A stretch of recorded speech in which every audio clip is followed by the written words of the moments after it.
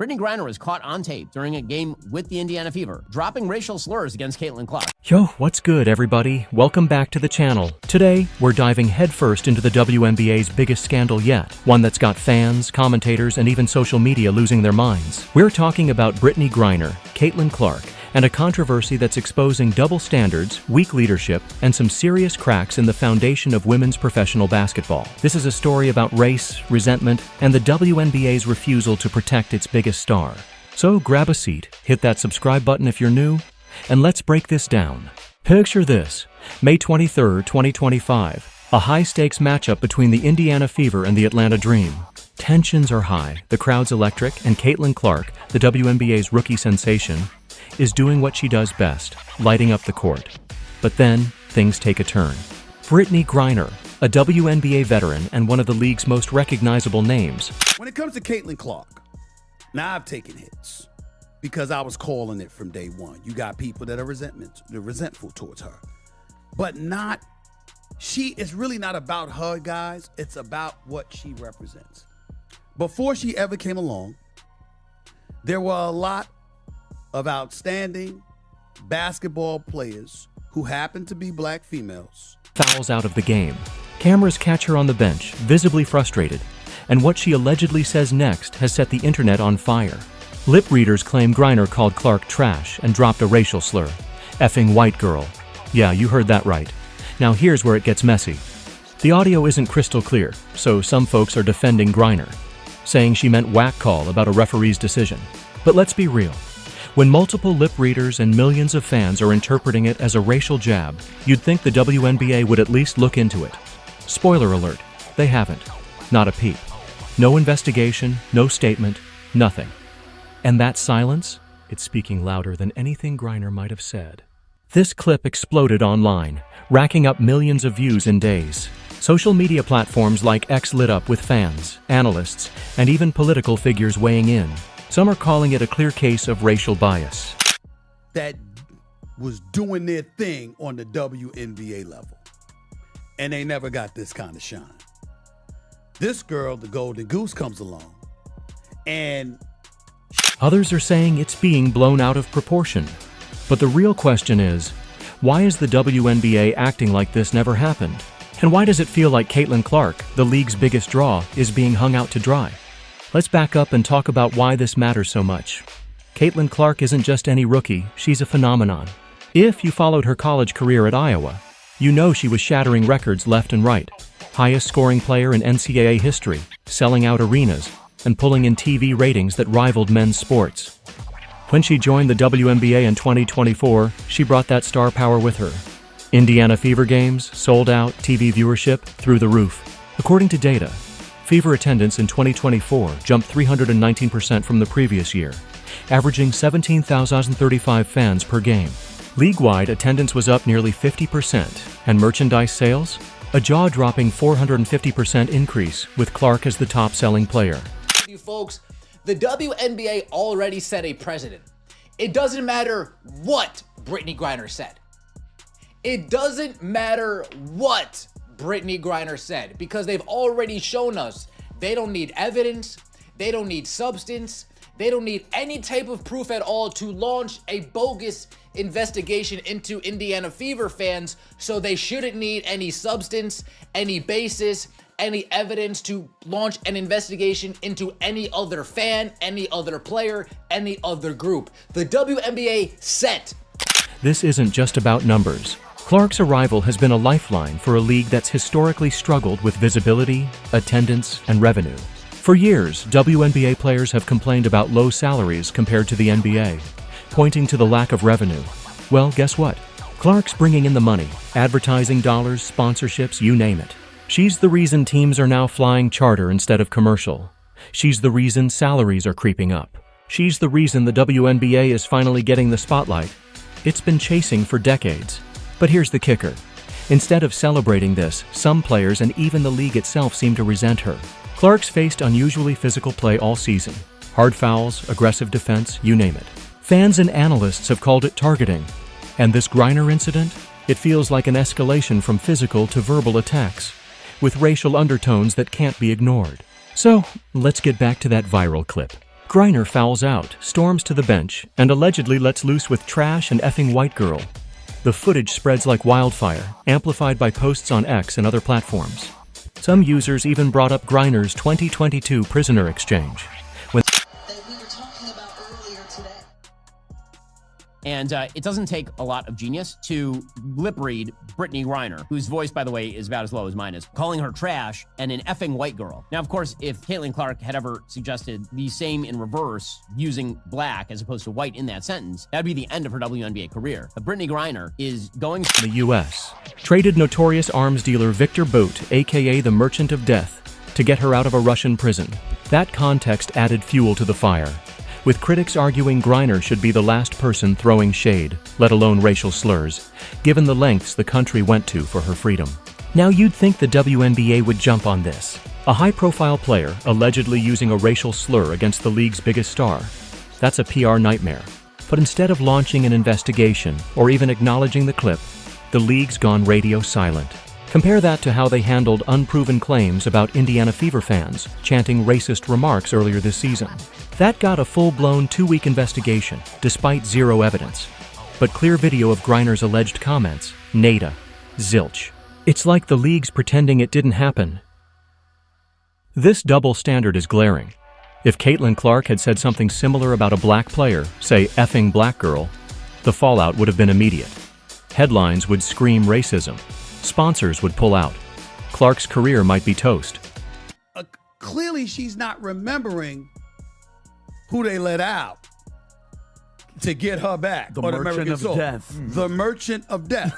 An arms dealer that wanted to kill American citizens, according to the reports. That's who they let out. For her. You would think that you would be smiling, you would be ecstatic, you would be happy, and something like this wouldn't faze you at all. The fact that it does is disturbing. But because the alleged slur was aimed at a white player, it's being brushed off, laughed at, or outright ignored by some. That's not just unfair, it's dangerous. It sends a message that certain kinds of hate speech are okay, depending on who's targeted. Enter Stephen A. Smith, the ESPN commentator who's never afraid to speak his mind. On his podcast, he unloaded on Griner and the WNBA, and let me tell you, he didn't hold back. Smith called out Griner's attitude, pointing to her 2022 detention in Russia on drug charges, and her high-profile release. He argued that someone who was freed through a controversial prisoner swap should be grateful to be back on American soil, playing basketball, not taking shots at a rookie who's lifting the entire league. But Smith went deeper. He called out what he sees as a broader issue in the WNBA, resentment toward Clark's success. He argued that instead of embracing the increased visibility, revenue, and fan engagement Clark's brought, some players are acting like she's stealing their spotlight. Smith pointed out the obvious. Clark's popularity has led to tangible benefits for everyone: better travel, more media coverage, higher salaries. Yet, some veterans seem to view her as an outsider who hasn't earned the attention, despite her undeniable impact. Okay, we're not gonna sit here and act like Brittney Griner was not in a Russian jail a couple of years ago. You know what I'm saying? So maybe she's still trying to adjust to regular stuff. But for you to be confused why fans are showing up to a basketball game and not to do their taxes or their homework, it's hard. It's hard for me to... Smith's critique hit a nerve because he's been a vocal supporter of women's basketball for years. When he calls out hypocrisy, people listen. He didn't stop at Griner. He took aim at the league's leadership too, accusing them of mishandling Clark's meteoric rise and failing to address the toxicity surrounding her. Which brings us to Commissioner Kathy Engelbert. She's been under fire all season for how she's handled controversies involving Clark. And this Griner incident is just the latest example. Engelbert's tried to spin Clark's rivalries, like her dynamic with Angel Reese, as a positive, comparing it to the iconic Larry Bird Magic Johnson rivalry. But that comparison fell flat, especially when players and the Women's National Basketball Players Association called her out for downplaying racist behavior from fans and failing to address harassment. This Griner-Clark drama isn't just about two players. Brittney Griner was in a Russian prison. You would think that somebody who is now free back in America on home soil would not have too much to complain about. Especially something like this. Fans in every sport. She described the fans. Yeah. It doesn't matter what sport you are. It doesn't matter what sport you pick. That's how fans act in every arena. It's a window into deeper issues plaguing the WNBA: race, resentment, and how the league handles its stars. Clark's success has exposed tensions that have been simmering for years. Some veteran players, many of whom are black, feel overlooked after grinding for years in a league that didn't get much love. Then along comes Clark, a white rookie getting all the media hype, endorsement deals, and fan adoration. That's created a perception among some that she's getting preferential treatment, whether it's from refs, the media, or the league itself. But let's flip that. Clark's not asking for special treatment, she's just delivering. The numbers don't lie, she's driving revenue and attention that benefits everyone. So why the resentment, Stephen A. Smith put it bluntly. Some players are letting jealousy cloud their judgment instead of seeing Clark as a rising tide that lifts all boats. And the WNBA's refusal to address incidents like Griner's alleged slur only fuels the narrative that certain behaviors are excused, depending on who's involved. Then there's the league's No Space for Hate campaign, launched just days before the Griner incident. It's supposed to promote inclusivity and combat racism. Noble goal, right? But when you ignore an alleged racial slur caught on camera, you're undermining your own message. Critics are pointing out the hypocrisy. Now, so the way that it works is if no racism happens in the stands, the WNBA does a full investigation. If there are hard fouls on Caitlin-Clark every night and Brittney Griner is using slurs, like pretty openly, against Caitlin-Clark, then it's racism to even pay attention to any of that. You see, everything has to end in racism. If you were to create a flowchart, what it would look like is something racist didn't happen, therefore investigate racism. Or something maybe racist happened but was against a white person. You mentioning this is also probably racism against black people. If you want to get people never to watch the WNBA, this is an amazing way to do it. Truly an amazing way to do it. Because if the league is going to be rooted in this sort of nastiness with regard to its only real star, good luck to them. And we'll see what the viewership is like in the WNBA. Truly. Did you catch that? Brittney Griner calling Caitlin-Clark trash and a effing white girl doing a game? Now, imagine if the roles were reversed. If Caitlin had called Griner trash and followed it with effing black girl. The outrage will be instant. Headlines, public backlash, suspensions, and major sponsors pulling out. But because it was said to a white athlete, many are brushing it off or even laughing. That's a dangerous double standard. I have never seen an organization more committed to self-imploding than the WNBA. A few weeks ago, I made this video highlighting how it appears Brittney Griner said, bleep, white girl, after fouling out in a game against Indiana Fever, the team that Caitlin-Clark plays for. Some people like Jamel Hill, former ESPN host, says that no, she didn't say bleep white girl. She says bleep whack call, to which she then went on to call me a grifter for even pointing this out, but besides the point. You can watch and make up your own mind as to what it appears Brittney Griner is saying. It's not certain what Griner says. There is one way to find out. Ask Brittney Griner. However, no one has done that except for Outkick. It's been over 2 weeks since Griner said this. Instead, the WNBA was investigating a bogus race hoax made up by Angel Reese about The WNBA was quick to investigate baseless claims about Fever fans, but won't touch this. It's hard not to see that as a double standard, especially when you consider how differently this would have played out if the racial dynamics were reversed. The WNBA's at a crossroads. Caitlin-Clark's popularity is a golden opportunity to grow the league, attract new fans, and secure bigger sponsorships. But controversies like this could derail that progress. Fans are already frustrated. Some are even boycotting games, saying the league's mishandling of Clark's treatment is a deal-breaker. Corporate partners, who've poured money into the WNBA because of Clark's draw, might start pulling back if the drama keeps escalating. And let's not forget the players themselves. If veterans keep targeting Clark instead of embracing her impact, they're hurting their own bottom line. Then there's the media angle. Outlets like Outkick have tried to cover this story, even applying for media credentials to attend Griner's team, the Atlanta Dream, on June 6th. Guess what? They were denied. Outkick claims it's never had issues getting credentials before, but suddenly there's limited space. Sounds like the WNBA is trying to control the narrative and avoid tough questions. That's not a good look for a league preaching transparency and inclusivity. So, where does the WNBA go from here? They've got a few options. One, they could finally address the Griner incident. Launch an investigation, get her side of the story, and show they're serious about accountability. Two, they could double down on their silence. I don't know for sure what was going on with what cameras caught Brittney Griner saying on the bench after she had fouled out against Clark's Fever in Atlanta. I waited to comment on this until the WNBA was able to investigate it. I wanted them to issue a statement about it, but we have heard nothing from the WNBA, absolutely nothing.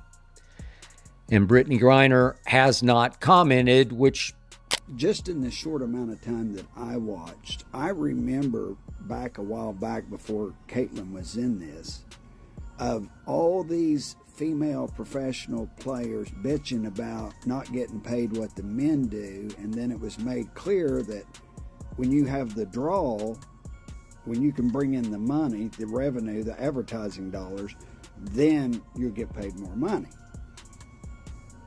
Griner-Clark has made that happen for the entire league, but these girls are doing everything in their power to destroy the Golden Goose that benefits them as a collective. And the referees, it looks like somebody has paid these high school referees to basically ignore any fact. But that risks further alienating fans and sponsors. Three, they could take a hard look at their leadership and ask if Engelbert's the right person to navigate this storm.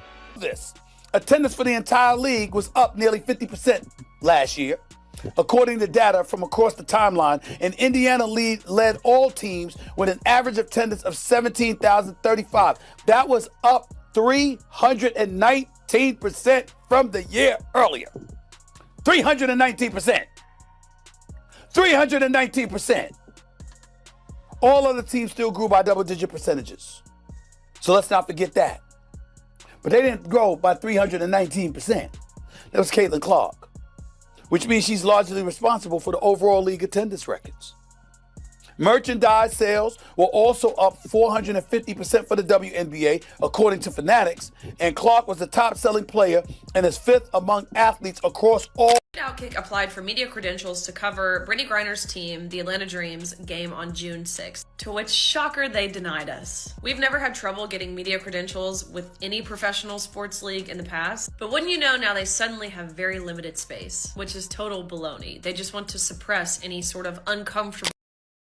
Whatever they choose, the clock's ticking. The longer this festers, the worse it gets. Look, I don't know exactly what Griner said on that bench. None of us do for sure without clearer audio or her own explanation. But what I do know is this. The WNBA's handling of this situation is a mess. Ignoring it won't make it go away. Clark's transforming women's basketball, and instead of protecting her, the league's letting her take hits, literally and figuratively. If they don't step up, they're risking everything they've gained. All right, y'all, that's the breakdown. What do you think? Is the WNBA dropping the ball? Should they investigate Griner? Is Engelbert the problem? Drop your thoughts in the comments. I want to hear from you. If you're as fired up about this as I am, smash that like button, subscribe, and hit the bell so you don't miss our next video. Share this with your friends because this convo needs to keep going. Thanks for watching, and I'll catch you in the next one.